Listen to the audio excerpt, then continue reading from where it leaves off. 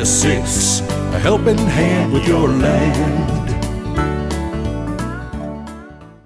Hi, I'm Brian Messick with Messick Farm Equipment. Today is our 3-Minute Thursday, and we are going to talk about the one product that everyone must have if they have animals and nobody wants to spend any money on, and that's manure spreaders.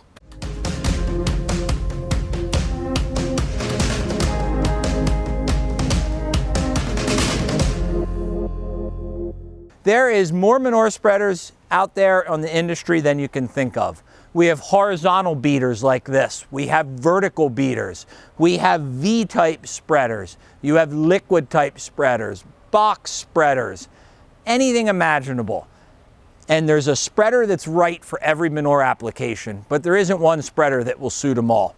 So we're just going to talk about a little bit about box spreaders today. We have 3 different sizes here. One of the big questions we get asked always is size of spreader. How big should I get? How big can I get? And a lot of that is dictated by the tractor you're using. And then also where you're spreading.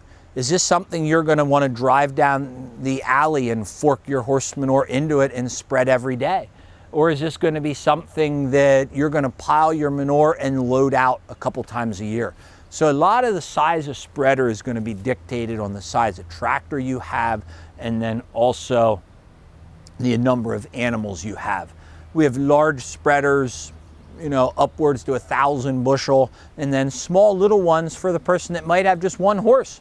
25 bushel, you can pull it with an RTV or something like that.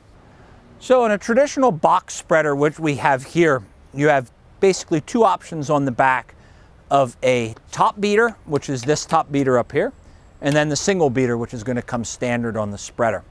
We put the top beater on for pen pack type manure. It helps break it up, give a little more fine coverage when coming out the back and not throwing so many clumps.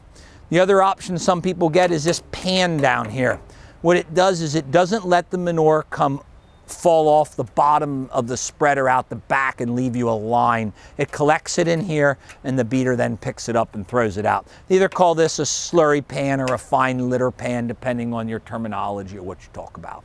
On the back of this spreader here, this is a single beater, you'll see, but we have an end gate. It's an optional end gate. If you have material that could fall out the back, it works well, especially when transporting down the road.